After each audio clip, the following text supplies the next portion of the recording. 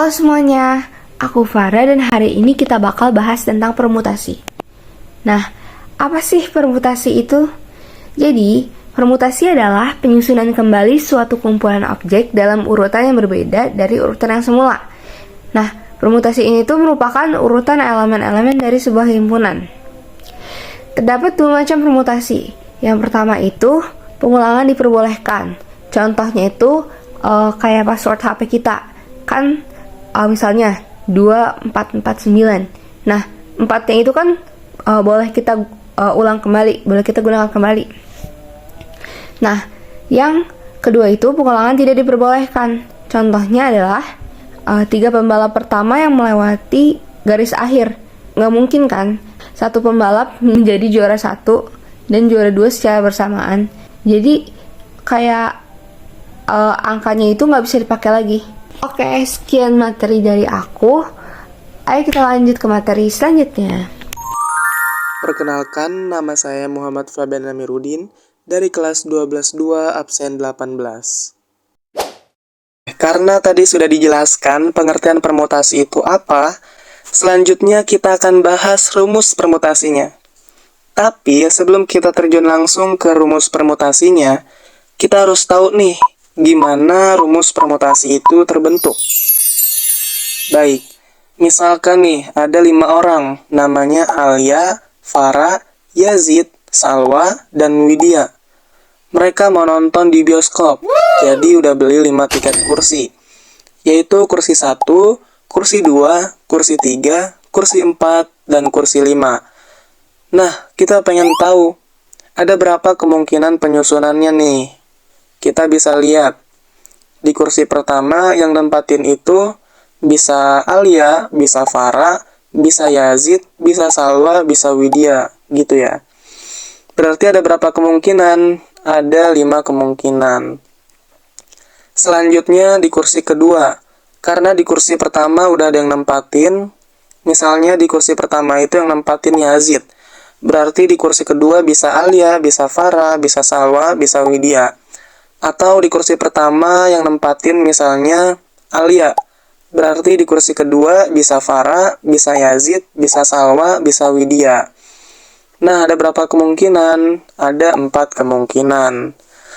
Selanjutnya di kursi ketiga, karena di kursi pertama dan kedua udah ada yang nempatin, misalnya di kursi pertama itu Yazid, di kursi keduanya Farah. Berarti di kursi ketiga bisa Alia, bisa Salwa, bisa Widya. Atau di kursi pertama itu Alia, di kursi kedua itu Widya. Berarti di kursi ketiga bisa Farah, bisa Yazid, bisa Salwa. Nah, ada berapa kemungkinannya? Ada 3 kemungkinan. Selanjutnya di kursi keempat. Sama di kursi keempat juga, karena di kursi pertama, kursi kedua, dan kursi ketiga udah ada yang nempatin. Berarti di kursi keempat kemungkinannya ada 2. Selanjutnya di kursi kelima, karena di kursi pertama, kursi kedua, kursi ketiga, dan kursi keempat udah ada yang nempatin, berarti di kursi kelima tinggal 1. Nah, jadi ini bisa kita hitung 5 kali 4 kali 3 kali 2 kali 1. Atau bisa kita bilang 5 faktorial. Nah, gimana kalau misalkan kursinya kita ambil 2? Berarti tinggal kursi 1, kursi 2, sama kursi 3. Nah, gimana tuh? Ya sama, ini juga kita hapus. Jadinya dia 5 kali 4 kali 3 gitu ya. Di kursi pertama bisa aja 5 orang yang nempatin. Di kursi kedua karena udah ada 1 orang di kursi pertama, bisa aja 4 orang yang nempatin. Di kursi ketiga juga begitu. Bisa aja di kursi ketiga ada 3 orang yang nempatin. Nah, ini bisa gak kita tulis 5 faktorial per 2 faktorial gitu. Wah, 2-nya datang dari mana nih? Padahal dari tadi yang diketahui gak ada yang nyebutin angka 2 ya. Nah, 2 itu didapetin dari ini. Misalkan ada berapa orang seluruhnya? 5 orang. Misalkan si N itu 5. kursi yang tersedia 3, misalkan itu R gitu. Terus 2-nya datang dari mana nih?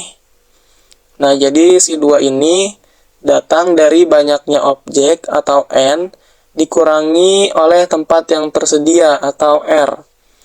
Berarti si 2 ini datang dari N dikurangi R. Nah, setelah kita tahu nih cara kerja permutasi itu gimana, lalu gimana nih kalau kita mau tahu bentuk umumnya atau bentuk persamaannya? Ya, tadi kan ini kita misalkan sebagai N, ini sebagai R. Ya, seperti ini. Berarti N faktorial per N dikurangi R faktorial. Nah, notasinya seperti apa?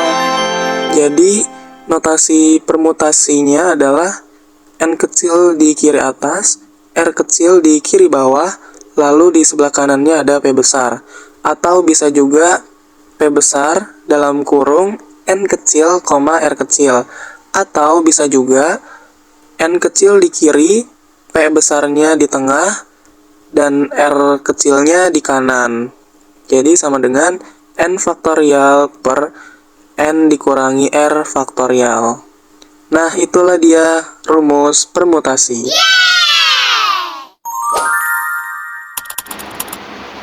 Perkenalkan, saya Muhammad Yazid Hilmi. Jadi di sini saya akan menjelaskan contoh soal pertama, yaitu seorang fotografer pernikahan harus memanfaatkan waktu dengan baik. Ia hendak mengambil foto dari 10 tamu yang merupakan kerabat dekat. Mereka ingin berfoto secara bergantian dengan susunan 5 orang, berjejer dari kanan ke kiri. Banyak foto yang dapat dipilih pada saat sesi pertama adalah. Kita lanjut ke pembahasan soalnya, yaitu di sini ada rumus P dalam kurung N, R sama dengan N faktorial per N dikurang R faktorial. P 10,5 sama dengan 10 faktorial per 10 dikurang 5 faktorial sama dengan 10 dikali 9 dikali 8 dikali 7 dikali 6 dikali 5 faktorial per 5 faktorial sama dengan 10 dikali 9 dikali 8 dikali 7 dikali 6 sama dengan 3240. Itulah hasilnya. Nama saya Alia Nur Rahmania dari kelas 12-2 nomor absen 3. Oke, di sini ada contoh soal yang kedua, yaitu di sebuah sekolah menengah sedang ada pemilihan ketua OSIS beserta wakilnya. Para siswa diminta untuk memilih 2 orang dari 12 orang kandidat. Maka banyak cara yang dapat dilakukan sebanyak. Jadi di sini kita menggunakan rumus dari permutasi, yaitu P dalam kurung N, R kurung tutup sama dengan N faktorial per N kurang R faktorial sama dengan N-nya itu 12, R-nya itu 2. Jadi kita masukkan yaitu 12 faktorial per 12 kurang 2 faktorial. Jadi 12 kurang 2 sama dengan 10 faktorial.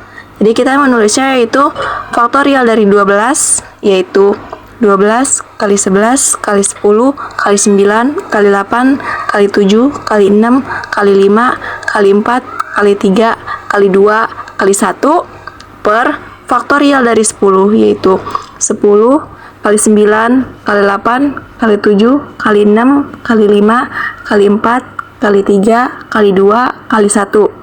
Jadi 10-nya habis karena dicoret, yang sisa jadinya tinggal 12 kali 11, hasilnya itu 132. Perkenalkan, nama saya Salwa Diana dari kelas 12-2 nomor absen 28.